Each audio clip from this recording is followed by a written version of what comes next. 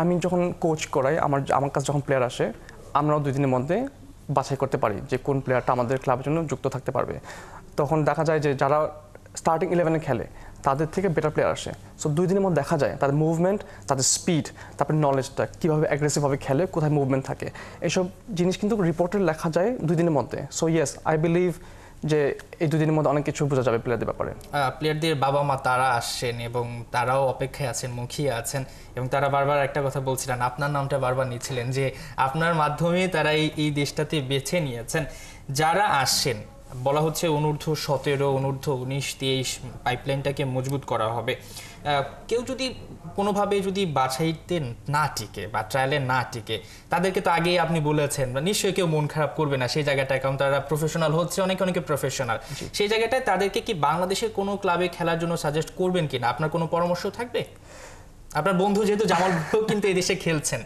জি, আমি কিছু ডিটেলস জানি বাংলাদেশের প্রিমিয়ার লিগের ব্যাপারে। সো ফার্স্ট অফ অল আমি সবসময় এটা প্রায়োরিটাইজ করবো যে আমাদের যে সোশ্যাল সিকিউরিটি আছে বিদেশে, ওইটা যেহেতু আমরা বাচ্চার কথা বলতেছি, আন্ডার 18 হোক 23 হোক, একটা সোশ্যাল সিকিউরিটি আছে, ওইটা আমি চাই না বাচ্চারা হারাক।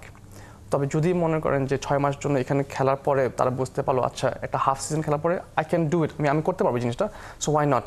তো আপাতত আমি বলবো এনি ডিসিশন যদি নাও হয় অনেক সিনসিয়ারভাবে নেওয়া হবে, কারণ পুরো একটা লাইফস্টাইল চেঞ্জ হবে, ওয়েদার কারণ, তারপরে ফ্রেন্ড সার্কেল, স্কুল, কাজ, অনেক কিছু ছাড়তে হবে।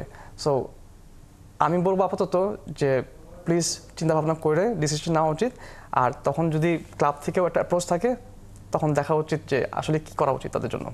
লাস্ট একটা কোয়েশ্চেন, সেটা হচ্ছে প্রবাসীদের ট্রায়াল হচ্ছে, নিশ্চয়ই দেশীয়রা সেই জায়গাটা অপেক্ষা করবেন, তাদের ব্যাপারে আপনার কি পরামর্শ থাকবে? বা নিশ্চয়ই আপনি বাফুফের সাথে এই বিষয়টাও শেয়ার করবেন, আপনি ফুটবল কোচিং করাচ্ছেন, সো দেশীয়দের ব্যাপারে আপনার মন্তব্য কি থাকবে?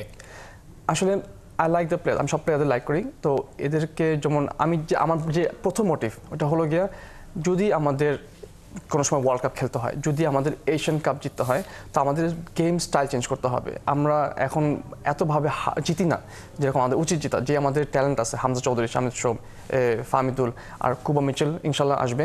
সো এই যে ট্যালেন্টসগুলো আছে যদি এদের কম্বাইন করে একটা ইউরোপিয়ান স্টাইলভাবে খেলানো হয়, সো মার্ক মাই ওয়ার্ডস, ইউরোপিয়ান স্টাইল যদি খেলা হয়, বল পজিশন, বিল্ডিং আপ, প্রেশার, তো যদি ইউরোপিয়ান প্লেয়ার নিয়ে আসি, নাহলে ওয়েস্টার্ন কান্ট্রির প্লেয়ার নিয়ে আসি, তো নলেজটা অন্যরকম হবে। তখন ইনশাল্লাহ যে আমাদের যে দেশে যে প্লেয়ার আছে দেখে দেখে শিখবে যে আমাদেরও কি নলেজটা গেইন করতে হবে যদি আমাদের ন্যাশনাল টিমে খেলতে হবে।